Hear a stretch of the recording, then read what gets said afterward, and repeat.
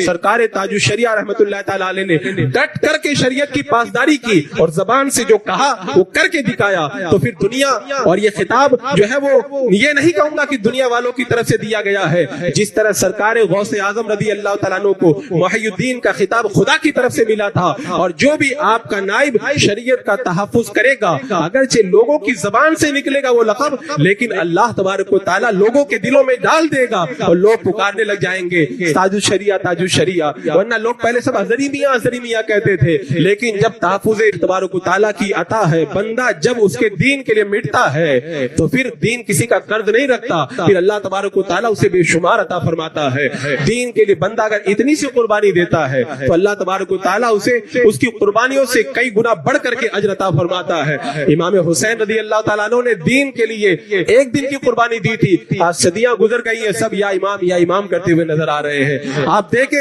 دنیا کے اندر جتنے بھی قربانی دینے والے آئے، بدر کے میدان کے اندر، احد کے میدان کے اندر جنہوں نے اپنی قربانیوں کو پیش کیا تھا، آج بھی اہل محبت صدیاں گزرنے کے بعد بھی ان کی بارگاہ میں اپنی محبتوں کے پھول پیش کرتے ہیں۔ تو سرکار تاج الشریعہ رحمت اللہ تعالی علیہ نے شریعت کی پاسداری کی، انہیں تاج شریعت کا خطاب من جانب اللہ عطا کیا گیا اور لوگوں کی زبانوں کے اوپر جاری ہو گیا، اور شریعت کی پاسداری کا عالم تو یہ ہے۔ اللہ اکبر۔ سرکار تاج الشریعہ رحمت اللہ تعالی علیہ اپنی حیات طیبہ کے آخری سال کے اندر جب دہلی ہاسپٹل کے اندر ایڈمٹ تھے اور جب آئی سی یو میں آپ ایڈمٹ تھے، اس وقت انسان جو ہے وہ نماز کا خیال آنا تو وہ دور کی بات ہے، دنیا مافیا سے بھی خبر ہو جاتا ہے۔ اللہ اکبر۔ حضور تاج الشریعہ رحمت اللہ تعالیٰ نے وہاں پہ پہنچنے کے بعد بھی اگر سب سے زیادہ کسی بات کی فکر کی تو اس بات کی فکر کی میری نماز نہیں قضا ہونا چاہیے۔ آپ نے جب بار بار کہا، لوگوں نے توجہ نہ دی، تو جو بھی آئی سی یو کے جو بھی تام جھام لگے ہوئے تھے، سرکار تاج الشریعہ نے اپنے ہاتھوں سے سب کو نکال کر کے الگ کر دیا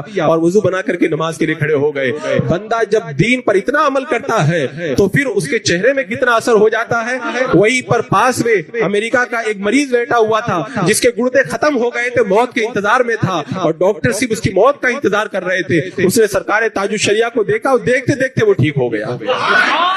وہ اپنی ماں سے کہنے لگا کہ یہ بزرگ کون ہے اور اپنے رب سے کتنا پیار کرتے ہیں، ان کو دیکھتا ہوں تو مجھے اپنے اندر انرجی محسوس ہوتی ہے۔ جب یہ اس حالت کے اندر اپنے رب کو یاد کرتے ہیں اور ان کو زندگی کا اتنا شعور حاصل ہے تو پھر میں کیوں موت کا انتظار کروں، مجھے بھی جو ہے وہ رب شفا عطا فرمائے گا۔ پھر لوگوں نے دیکھا، ڈاکٹر نے جس کو جواب دے دیا تھا وہ شفا یاب ہو کر کے لوٹا۔ لوگ کہتے ہیں کہ وہ ڈاکٹر کے علاج کی وجہ سے شفا یاب ہوتا، میں کہتا ہوں نہیں، یہ سرکار تاج الشریعہ رحمت اللہ تعالی علیہ کے چہرے کا اثر تھا۔ جنہوں نے اس چہرے کو دیکھ لیا وہ کیا سے کیا بن گیا۔